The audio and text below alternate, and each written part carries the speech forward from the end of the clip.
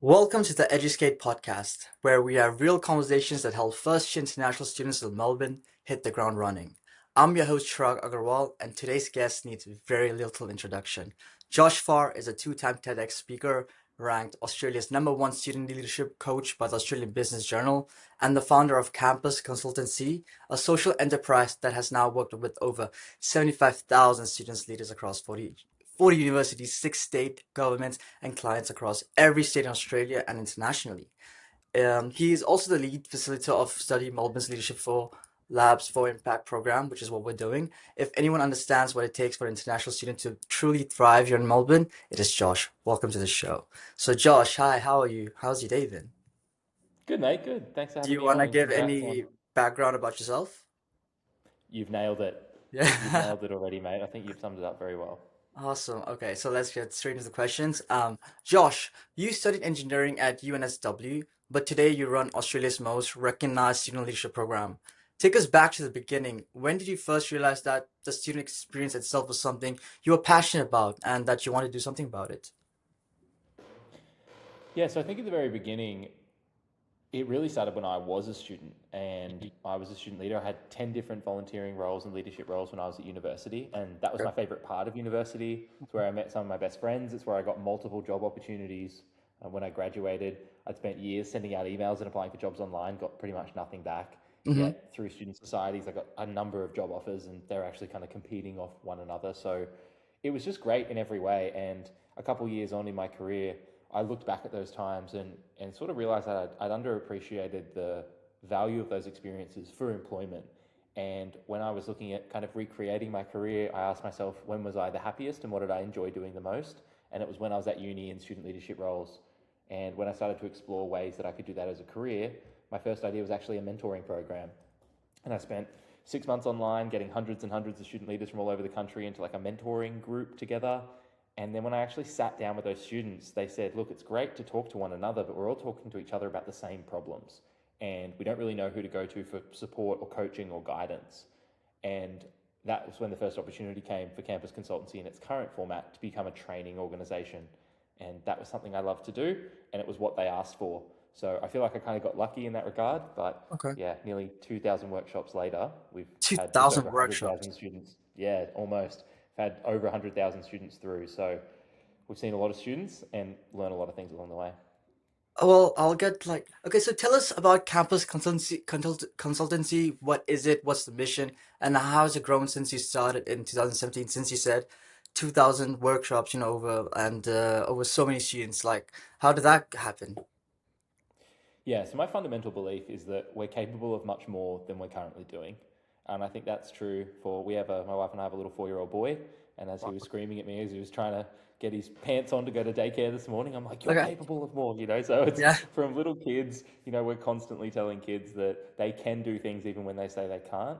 Um, all the way up into adults, I think there are times where I'm out going for a run and I try to set a target that in my head I don't think I can do, but I tell myself, well, just go and try and see if you can do it. And I'm amazed how often I'm able to make those little 1% improvements. So, as a training organization, I fundamentally believe that we're capable more within our own potential. We're capable to give more, to do more, to be more. And I think if we tap into that potential for lots of young leaders at campuses all over the country and around the world, Hmm. that fundamentally they're able to make campuses a better place for more students. So, like, practically, what does that look like? If I sit down with a student leader on a campus and they run a club or society, and I say, what are your goals for this year? A lot of the time they simply don't know. And it's not a criticism, but it's really hard to set goals in a team environment because you've got to get a lot of people to agree. You don't really know what's possible. And so if I'm able to come in and say, hey guys, I actually worked with your exact same club at 3 other unis, and here's what those 3 clubs achieved last year because I'm working with unis all over the country, they might look at that and go, wow, that's 5 times more than we've achieved. Yeah, so it's possible. Now, whether you do it or not is different, but if I can show people that these big things are possible and they actually have that goal, I think that's the first thing. So I think Okay. they've got to believe that it's possible. They've got to believe that there's something bigger out there that they can achieve. Second, they've got to believe that they're able to go and do it as a team. And then third, they have to believe that it's going to be worth the effort. And so if we can get people to believe these big things are possible on campus, more students in programs, more money raised for charity, more free meals given out, whatever it happens to be that they want to do to help students. If they believe these big goals are possible and they believe that their team can actually do it and they believe it's going to be worth the effort, I feel like if you get those three things checked off, it leads to action. But a lot of the times, if I ask a student, what are you trying to achieve in a student club or a program, they don't necessarily know. So that's often the place that we start. Okay, so from what I understand, what Campus Consultancy is doing is you go to organizations like clubs, residential colleges, or whoever is in need of leadership training, and then you go there, you understand what their requirements are, what their goals are, what they want to achieve, and then you try make a program or a training session that improves on those skills, and then as you said, even 1% makes a change. So over time that yields some results, and then you take those results and then you apply it to other similar clubs or organizations, because now you have the data and the experience of, look guys, this is what you guys want, this is what we did, and this is the result.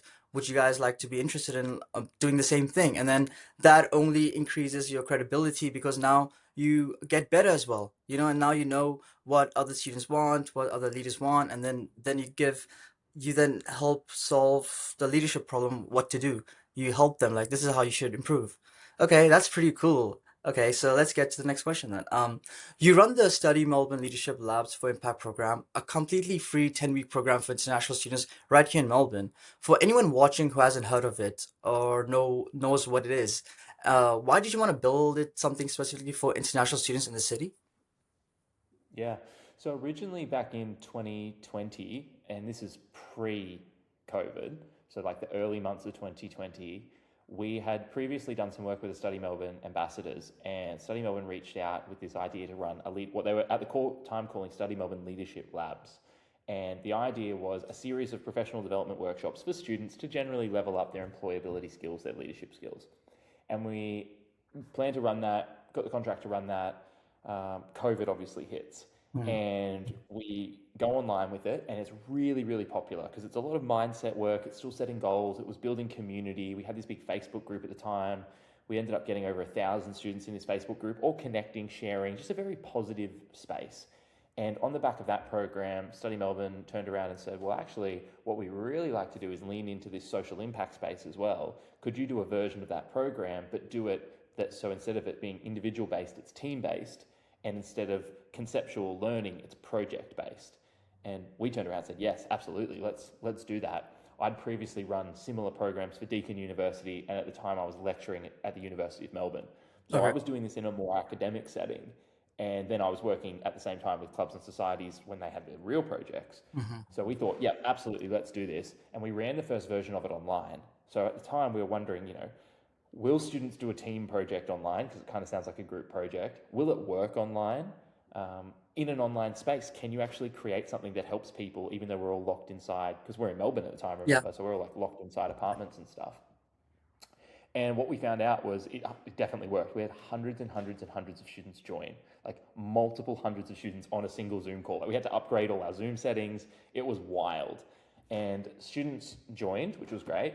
They also created some really great projects that helped people in lots of different ways, which was great. And then at the end, when we did the feedback form, they said, like, this is one of the most valuable things we've ever done. We've actually got out of the classroom. It's not theory, it's real.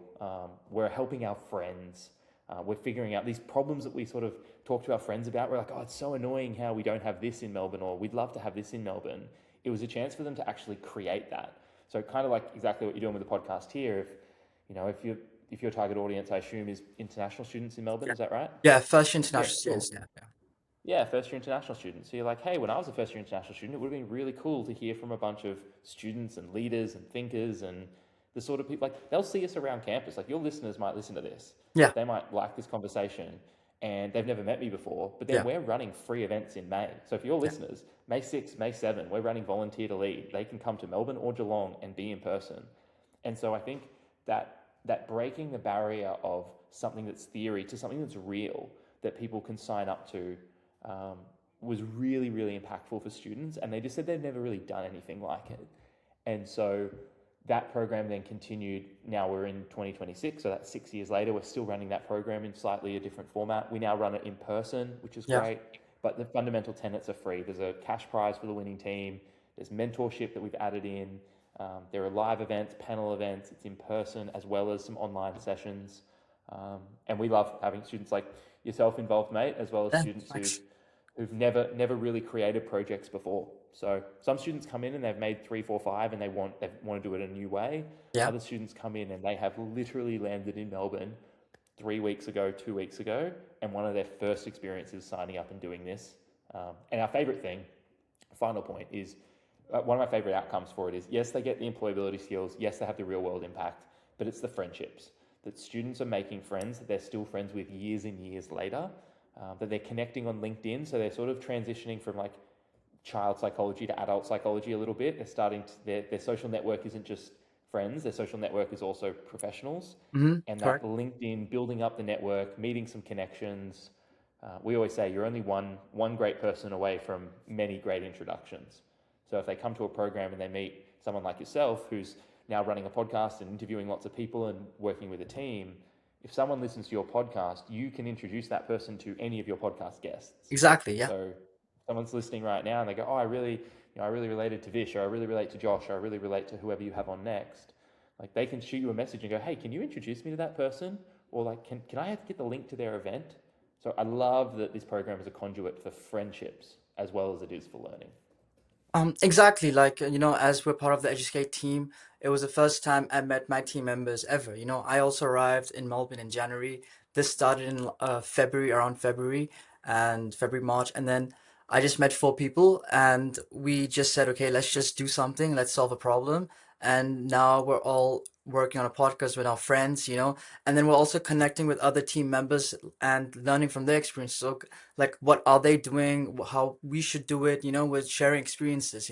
It's quite a nice initiative for us students to get some um out of university class experience, because now we're working in teams and we know how to operate a business in a way, because having a business is quite a very heavy responsible task. You have to know a lot of things, you have to be realistic about everything, and then being in a group of people that are doing the same thing, have the same goal, you learn a lot. So as Josh said, please look at the two events he mentioned that are coming in May. Okay, they'll be in the description. Please add him on LinkedIn, please add me on LinkedIn, and we'll have every LinkedIn that we've done on the description, so you can just connect with them and see the podcast. It's a very cool initiative, and thank you so much for this. Just to since we're also part of the same competition you just mentioned, how's this year's group doing? How do you see the different or same? What's your opinion on them? Yeah, it's a really good question, mate. This year's group's doing really well. We've had our highest retention of any group ever this year. The teams are staying together. They're doing the weekly deliverables. We put those little gates in practice just to keep everyone on track, which is really good. We're coming into week 8 this Yeah. afternoon even. So we're looking at how to pitch your projects. So we have a new way of kind of capturing all the teams and figuring out if anyone's falling behind. But it doesn't really seem like they are. The team dynamics are the best they've ever been. So I think things are going really, really well. What we're interested in, what's kind of cool this year is obviously with AI getting bigger and bigger and some of the tools becoming more accessible, we're seeing a lot of teams lean into that either partially or entirely. So some projects are AI first. So it's fundamentally we're doing this thing with AI that we could never do before. Or they're projects that they have a project but there's kind of an AI tool or twist to them, which is quite cool. It keeps it kind of modern and interesting, but it breaks down some of the barriers before where things just didn't work, they weren't scalable. Whereas now they very much are. If you can have an agent work in your background and go and do an hour of free research for you on the internet, that totally changes the game. With podcasting, when I did about 30 episodes of a podcast in 2017, 2018, and then I Okay. parked it for 7 years. And back then, when I did a podcast, I measured my time. It took 8 hours for me to do a podcast from beginning to end. So record it, edit it. I literally had to go through the WAV file and re-listen to every bump in the WAV file. There was no transcription, no tools, nothing. Whereas now you can get like a podcast for today, you Yeah, can grab the exactly. audio from this, sum it up, it can generate questions, it can edit out, even just the auto filtering tools to edit out the ums and the ahs. So I find now that I can take a podcast from what was 8 hours work and reduce it if I really want to half an hour. But normally I take an hour because I like to listen a bit more and edit a Hmm. bit more. Hmm. But even going from 8 hours to 1 hour, like 8 hours of work was a whole work day. 1 hour is, the last hour of the day when you're not doing anything else. So I think that sort of order of magnitude impact, some of the teams are really leaning into that. And I think it'll be really interesting and really cool. I mean, even what you're doing right now, if you've got 4 or 5 team members, everyone's recording different podcasts, then you bring them together and you've all got different episodes. Yeah. Like, there's a world where your podcast puts out a podcast every day for a year. Yeah. And the idea that a group of students would put out a daily podcast 5 years ago was just a mammoth amount of work. Now you could all do it in your spare time. So that's probably the big difference we're seeing now. Things that simply weren't possible without the technology now are, and we're seeing teams really lean into that. Okay, that's well, that's nice. It's nice to hear that tools have advanced that now we can make better products, because now we have the tools to do a lot of the work, which is admin task focus, and then we can get into more research and more what's the core problem and how to deliver it and how to distribute it better, like the podcast, as you said. Okay, so you've worked with so many student leaders across Melbourne, and a lot of them were once first-year international students themselves. Before the award, before the confidence, before they became the person standing at the front of the room, what did they do differently that year? What actually separated them from their peers? So I think for the students who get into leadership roles, the fundamental thing that they do is they start taking action before they feel confident.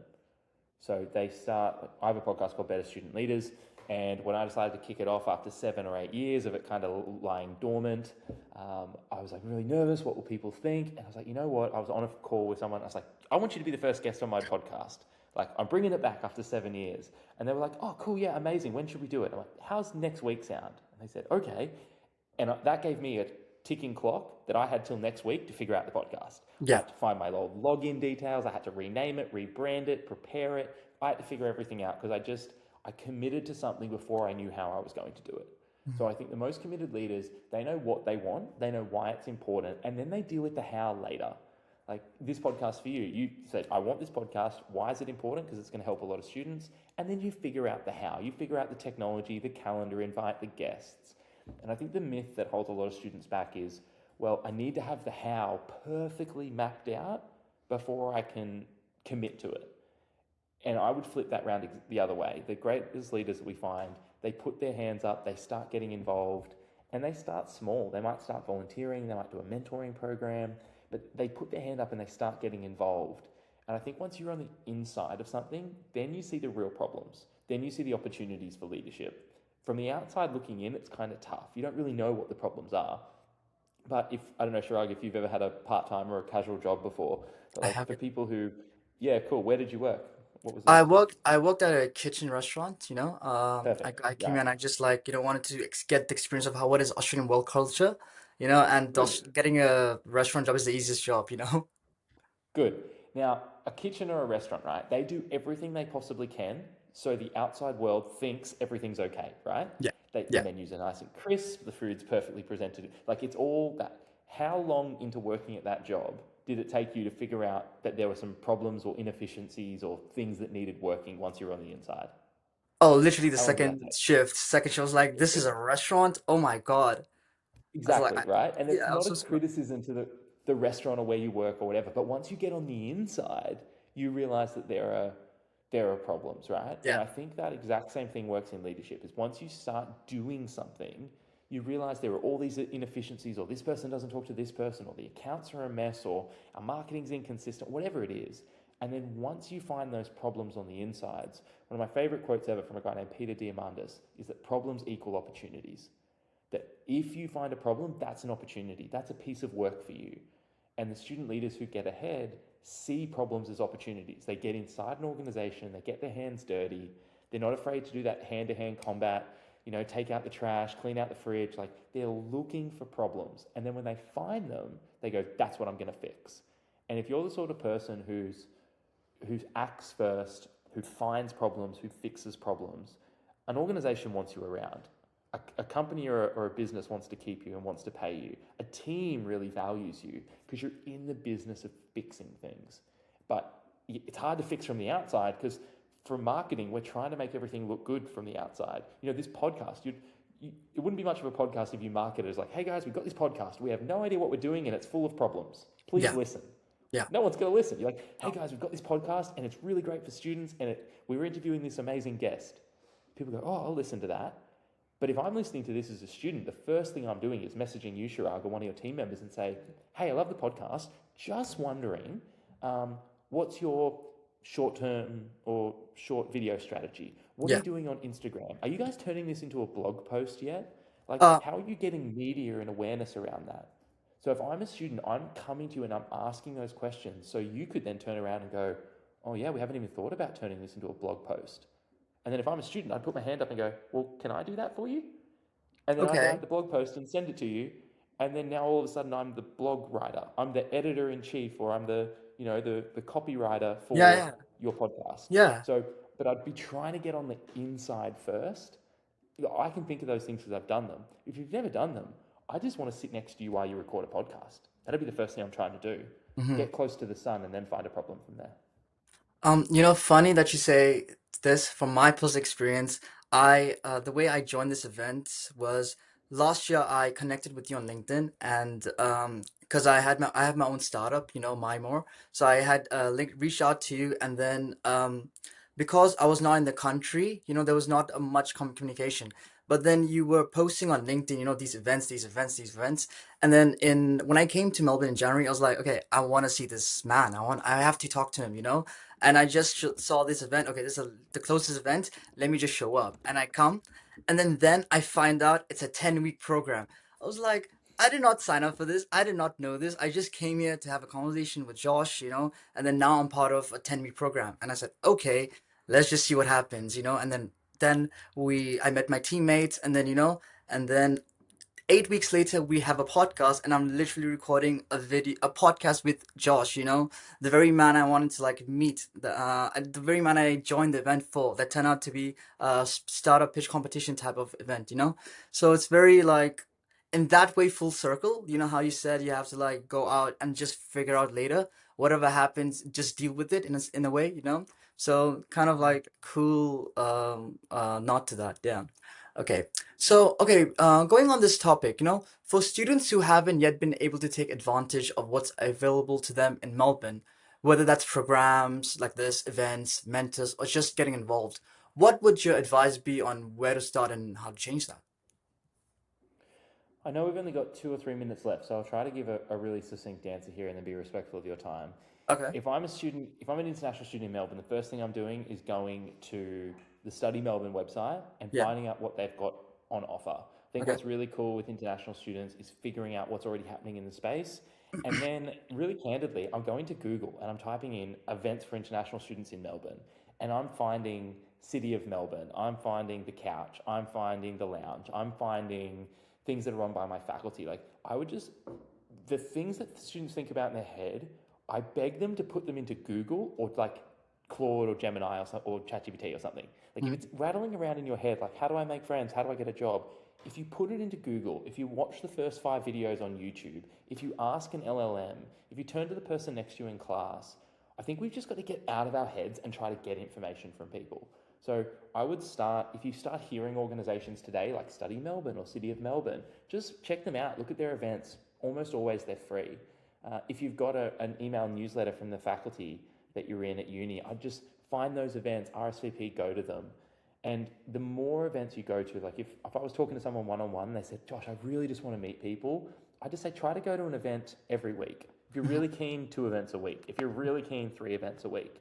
But if you just keep showing up and going to events, you might meet 1 or 2 interesting people like at each event, or one person a week. But we always say in our family, what's easy to do is easy not to do. It is so easy to listen to this podcast and then not go to any events this week. That's easy. Yeah. But it's also easy to do that. So the night when that event's on, yes, it's easy to stay at home and watch Netflix, but it's not that hard, especially this month, free public transport. Get on a tram, get on a train, message your buddies from uni in a group chat and say, hey, I'm going to this thing. Does anyone want to come? I just really encourage people to start taking action. Go out there, meet people. And I think the more you do it, the more confident you get. And the more you do it, the easier it is. And then all of a sudden, you start to become the person who knows what's on and what's happening where. And if you share that online, if you're posting on Instagram or LinkedIn or wherever you share, if you're telling other people about it, then maybe you're the person who's sharing that good news. Just Okay. like your podcast is hopefully sharing Okay. interesting people. Yeah. All right. All right, Josh. Lightning round. Gut instinct only. Okay. Best piece of Okay. advice you wish someone had given you in your first year of uni. Be of service. Try to help somebody with something. Okay. One free resource or program in Melbourne that most international students should know about. Study Melbourne, volunteer to lead. Melbourne, May 6th. Geelong, May 7th. Okay. Best coffee spot in Melbourne for a study session or a catch up with a mentor. Oh, I actually have, that's a good question. I actually have one saved. Let me just scroll into my Google Oh, please. Maps because when I used to travel to Melbourne every week, I would literally book a hotel by this place because it was my favorite coffee in all of Oh, Melbourne. wow. Okay. And it is called Oko Cafe. OKO Cafe. Oh, awesome. If a student wants to stand out, what's the one thing they should start doing this semester? Post on LinkedIn every day, if not every week. Only 1% of students post on LinkedIn weekly. Okay. Finish this sentence. A great student leader is someone who. Great student leader is someone who, trying to give you something original. Yeah. I have to come back to the team line. I think a great student leader is a great student leader is someone who helps other people and then tells the world that they did it. Okay. Okay. Now, last question. For a student watching this, maybe a few weeks into their first semester, still finding their feet, still figuring out where they fit in Melbourne, what do you want them to walk away from this conversation feeling? Do something this week. Go to an event, meet a new person, Google volunteer to lead, sign up. Because if you can hear me for 30 minutes here, if I can get you in an event for 3 or 4 hours, I might actually really be able to help. So come along, come say hi. And I think, viewers, if you're hearing this, you should definitely go. You'll see me there. You'll see a lot of people, and you'll meet Josh there. So Josh, thank you so much for this podcast. It was wonderful, wonderful having this conversation with you. And I hope a lot of first-year international students who are listening to this, or a lot of students maybe in the third year, or they're maybe working, if I hope they enjoy this conversation and they learn something. And if there are any questions, please tell us in the comments, and we'll be there. All right, thank you. Perfect. Thanks, guys. See you later.